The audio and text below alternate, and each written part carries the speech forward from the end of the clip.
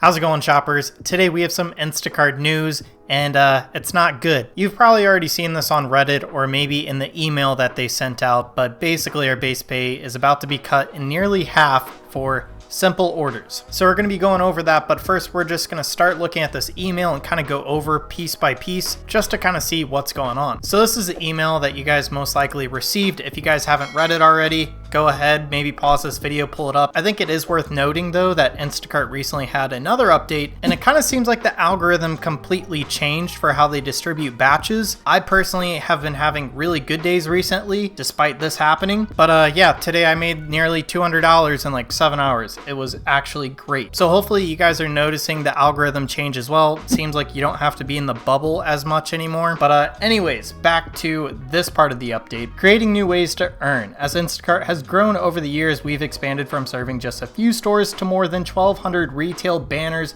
across North America. We've also created new ways for customers to shop and more ways for the Instacart shopper community to earn. I believe what they're talking about there is that more stores are getting approved to be on Instacart. Stores that aren't necessarily grocery stores, but places like Best Buy or Dick's Sporting Goods or our favorite Lowe's. Yeah, that's a good one. While the weekly grocery shop still represents a majority of our orders, customers are now also coming to Instacart to place much smaller convenience or specialty item orders and much larger orders like club store, stock ups, and small business orders. So I think what they're trying to do right now is make a distinction between maybe your Best Buy order where you're picking up a pair of Apple earbuds versus doing a big shop at Costco where you're filling up your Civic with a million Kirkland waters. That's why starting next week, we're making a number of updates for the shopper community designed to pay more for larger and more complex batches. I really hope that they're actually increasing our pay there, because if they're saying it's designed to pay more, then I hope it's actually more than their base pay right now for those bigger orders or those orders where you're shopping for 3 customers at 2 stores. I really hope it doesn't stay the same there and back into this while also adjusting earnings for much smaller convenience orders that require less effort. I don't know at what point they're going to call these convenience orders. Is that 20 items? Is it 10 items? Or is it less than 10? I have no idea, and I guess we're all going to find out pretty soon. At the core of these updates are several approaches we take to shopper earnings that distinguish Instacart from other app-based platforms and are designed to create more flexible opportunities for shoppers to earn on their own terms. So personally, I don't see how getting paid less to do the smaller orders helps us earn more on our own terms. I'm still kind of confused by that. I think basically they're just trying to word it in the nicest way possible. So detailed information before you accept. We always show clear upfront batch details to give shoppers the information they need to choose the batches they want to shop. So that's kind of always been something I've really liked about Instacart. They're upfront with the tip and they're upfront with how many items you're going to be shopping and how many miles you're driving. Unlike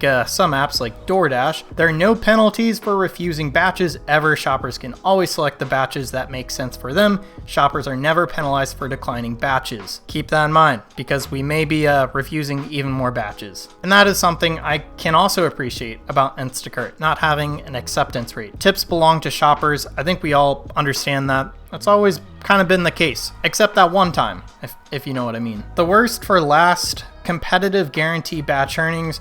The smallest, quickest batches will pay at least $4 in addition to customer tips. So that's what I was talking about. Our base pay for those small orders is nearly being cut in half, going from the $7 base pay to now $4. Some people were kind of curious if this was only applying to shopping only orders, and I don't believe that's the case, mostly because of this line right here. I'm pretty sure that shopping only orders, you don't really get the tip, you just get the Instacart pay. So I believe this is actually applying to the shopping and deliver orders. So we're gonna go ahead and finish this update and then we're gonna talk about that and how it may impact you. So more complex batches like larger business delivery, for example, may pay $10 or more, also in addition to tips. So that's already kind of been the case. I've had orders where the base pay was upwards of $20 because of miles and heavy pay and having multiple customers. So I really hope that we're actually getting paid more for these more complex orders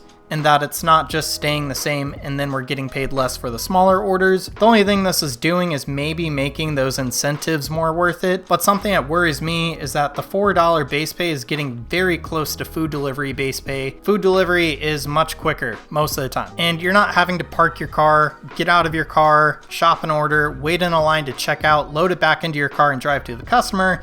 It's just you take an order, you might already be heading in that direction. You sit in a drive-thru, pick it up, drop it off at the door, you're ready for your next one, you barely left your car. For Instacart, there's a lot more work to do and a lot more problems that may occur along the way. And I also need to mention, you're delivering heavier stuff, you're putting more wear and tear on your car. So in my mind, the base pay being at $7 was pretty fair. Maybe should be even higher than $7, because realistically, if we weren't getting any tips, I don't think anyone could make an actual living with Instacart with the base pay that they offer, at least with the current market that's going on right now. So what this is doing is making shoppers more and more reliant on the customer leaving a good tip. If I were to go through my day and show you the percentage breakdown of what was customer tips versus base pay, you'd probably be shocked. I'd like to say that 70 to 80% of my income is completely from customer tips. So that doesn't mean that base pay going down won't hurt me, because if you're a full-time shopper and let's just say you're doing 6 orders a day, that would only be $24 in base pay. That's not good. To do 6 orders like that would probably take you about 6 hours. So that is not a good hourly rate. And I feel like it's pretty dangerous when apps start to rely on the customer to tip. I feel like these apps should be worth doing orders even without a tip, because the customers are already paying a lot. So just for giggles, let's see what that would be per day at the old base pay. You'd be at $42, substantially more money right there.